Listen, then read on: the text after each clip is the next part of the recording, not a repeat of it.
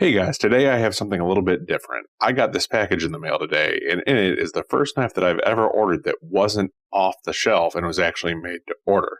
So, I'm going to be using the Kunwu Stiffy P, which I just recently bought. I'm going to probably have a review coming out on this pretty soon, but that's what I'm going to use to open this. So, you might ask, how did I end up ordering this? Well, I don't know if you are familiar with Rothy's, but my wife is a huge fan of their flats. She happened to want a pair of those that were being discontinued, and that pair of shoes just so happened to cost about the same amount as this knife here, and well packaged as you can see. So, after a short negotiation, we had both a pair of shoes and a knife on the way. So, it took about 6 weeks. It actually was 6 weeks to the day from when I ordered this to when it showed up in my mailbox. So, what do we have here? This is the Charles Jones Knives Bonepicker. And this, he sells this both on his website and through his Etsy shop, and those will both be linked down in the description. This is the drop point model. He also makes a Kiridashi blade, which I'll show here on the screen, but it is a 0.156 inch blade stock. And as I mentioned, this is the drop point blade, and probably one of the most impressive things about this is actually made of Magnacut Steel. And I was just double checking to make sure that it's not anywhere etched on there or anything. So it is not anywhere on there, but it is Magnacut Steel is what this is made with. Now, one of the things I think is the coolest, and hopefully you can see it, is the napped texture up here. Just gives a really different feel, kind of almost like a rougher feel to the blade. Really, really love the look of that.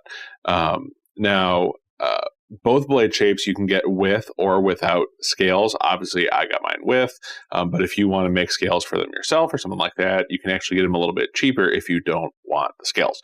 Now, speaking of that, the list price for this is $150 for the model with the scales, and the models without the scales are listed at $99. Now, the drop point version without the scales is actually on sale right now for just $75, and that is for Magnacut Steel, which is really incredible. And also, just keep an eye out on the models in general, because both of the models with scales were actually just recently on sale. I think they were like $112. So really, really reasonable price on that. And really, I would say for an EDC fixed blade made of Magnacut Steel from a small maker, much less in Magnacut, that is a really impressive deal.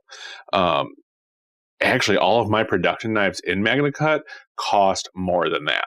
So I will say the grip, it kind of reminds me of the grip on my Kizer harpoon. It's a little bit thinner, but actually I think this is probably a little bit taller than the grip on my harpoon, a little bit bigger. It actually fits my hand a little bit better than that one, I think, but it kind of reminds me of that same like slender grip. And the blade shape, I would say it probably most reminds me of my Azusa smallmouth. It's a little bit bigger than that, a little bit longer, a little bit more drawn out. But those are probably the two best comparisons that I could give you on that. Now, as far as the sheath you saw here, I think what I'm going to do is I'm probably going to put soft loops on this and carry it on my belt, because that's probably my preferred way to carry. However, I really like the way that he spaced the grommets out here. You should be able to use one of the UltiClip 2.2s there, and it'll, I'm guessing, come up to about right here. So you'll be able to carry it pretty down deep in your pocket. So I may look at it carrying it that way too. We'll just have to see. But right now I'm kind of leaning towards belt carry. Now, the other thing with the sheath, since I just got it out of there, no rattle. Fits nice and tight down in there. If anything, it's a little bit tight, so I may work on loosening it up a bit. It doesn't really pop into the sheath like I prefer them to, but I mean, it's very secure in there. It's not coming out or anything like that. But again, no rattle, no.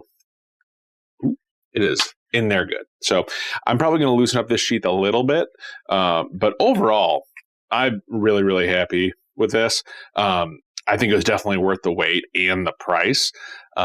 So if you're interested, I'll have links for both his website and his Etsy shop down in the description. But if you'd like to see a more in-depth review on this, please let me know down in the comments, and make sure to subscribe so you don't miss my next video. And until next time, take care of yourself, take care of each other, and I'll see you in the next video.